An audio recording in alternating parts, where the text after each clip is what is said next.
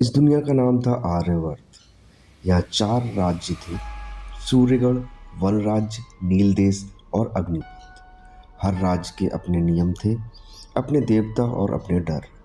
एक छोटा सा गांव, सूर्यगढ़ की सीमा पर एक छोटा सा गांव था। नाम था दरड़ीपुर।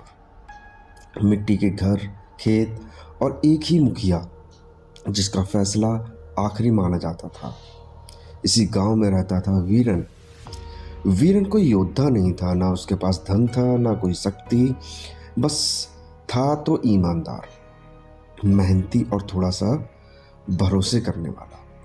गांव वाले कहते थे ये लड़का दिल से अमीर है लेकिन किस्मत से नहीं। वो लड़की, उसका नाम था अनवी, मुखिया की बेटी, बड़ी ही तेज तर्रार और अपने सपने गांव से बहुत बड़े।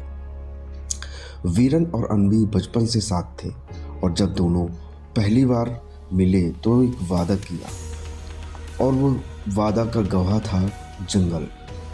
वादा पुराने बरगद के नीचे अनवी ने कहा था, अगर तुम कभी कमजोर पड़े तो मैं तुम्हारा साथ दूंगी। वीरन ने झिझकते हुए कहा, और अगर मैं कुछ न बन पाया? तो अनवी ने कहा, तो मैं तुम्हारा तब भी साथ दूंगी। वीरन ने उस दिन अपनी पूरी दुनिया उस वाक्य के ऊपर निर्भर कर दी।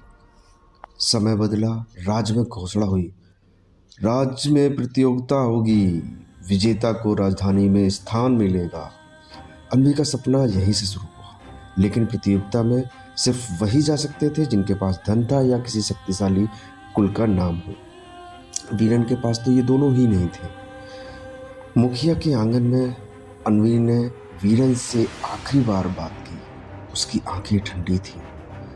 मैं अब रुक नहीं सकती, उसने कहा। वीरन चुप रहा। तुम अच्छे हो, अनवी बोली, लेकिन ये दुनिया अच्छों के लिए नहीं बनी। वीरन ने पूछा, लेकिन हमारे वादा का क्या? अनवी ने नजर फेर ली।